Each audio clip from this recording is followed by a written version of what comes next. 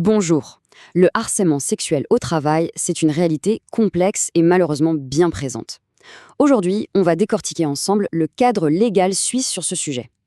L'idée, c'est de bien comprendre comment la loi fonctionne, comment elle protège les personnes concernées et quelles sont les responsabilités des employeurs. Alors, voici le programme. On va d'abord définir clairement ce qu'est le harcèlement sexuel. Ensuite, on se penchera sur le rôle qui est vraiment crucial de l'employeur. Après ça, on verra les démarches concrètes à suivre pour les victimes, quand et comment on peut aller en justice. Et on terminera sur un point essentiel, la protection contre les représailles. Bon, la question qu'on se pose tout de suite, c'est concrètement, qu'est-ce qui est considéré comme du harcèlement au travail en Suisse? Eh bien, la définition légale est sans doute bien plus large que ce qu'on pourrait penser au premier abord. C'est assez éclairant, on va voir ça. Allez, on entre dans le vif du sujet. Qu'est-ce que le harcèlement sexuel, très précisément, aux yeux du droit suisse? Alors voilà la définition officielle. C'est tout comportement à caractère sexuel qui n'est pas souhaité et qui porte atteinte à la dignité de la personne. C'est important de noter que c'est bien considéré comme une forme de discrimination. Et là, on touche à un point absolument crucial, un principe fondamental. Ce n'est pas l'intention de la personne qui harcèle qui compte, pas du tout. Ce qui est décisif, c'est uniquement comment son comportement est perçu, comment il est ressenti par la personne qui le subit. C'est une nuance énorme et ça change vraiment toute la perspective. Et ça peut prendre plein de formes différentes.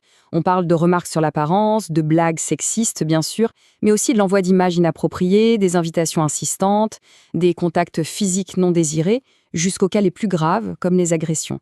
La liste est large. D'accord, mais alors, qui est responsable de prévenir tout ça? C'est là qu'on arrive au rôle central de l'employeur. Il est vraiment en première ligne.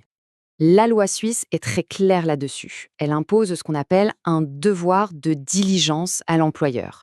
En gros, ça veut dire qu'il a l'obligation de protéger ses employés.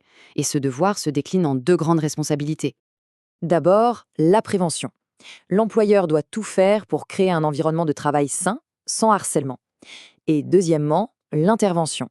Si un cas survient malgré tout, il doit agir, et vite, pour protéger la victime et faire cesser le problème. Et concrètement, ça passe par des mesures très pratiques.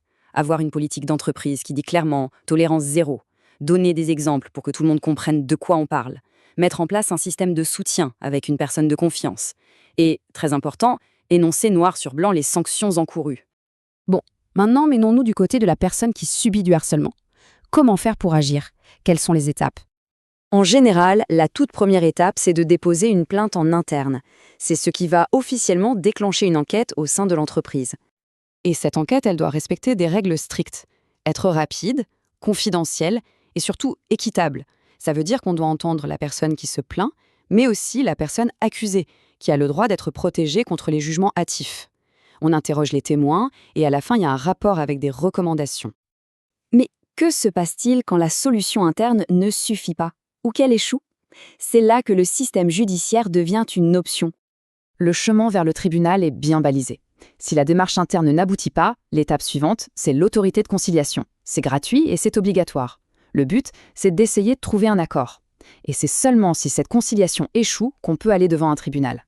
Et au tribunal, qu'est-ce qu'on peut obtenir? D'abord, la reconnaissance officielle qu'il y a bien eu harcèlement.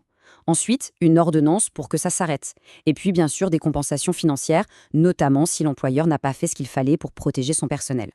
Et attention, cette compensation n'est pas symbolique, elle peut aller jusqu'à l'équivalent de 6 mois de salaire. C'est un montant important qui vise vraiment à responsabiliser les entreprises qui manqueraient à leur devoir de prévention. Le message est clair.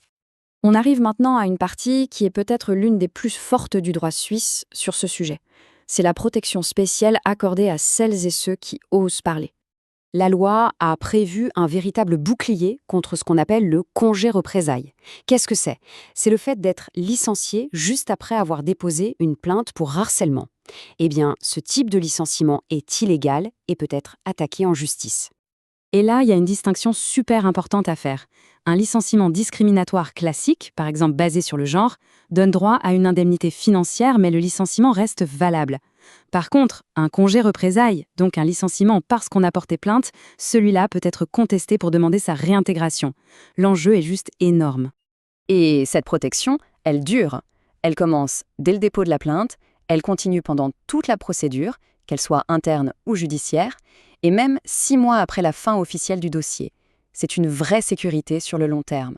Finalement, on voit que la loi pose un cadre très solide, avec des droits et des devoirs bien définis. Ça nous amène à une dernière question.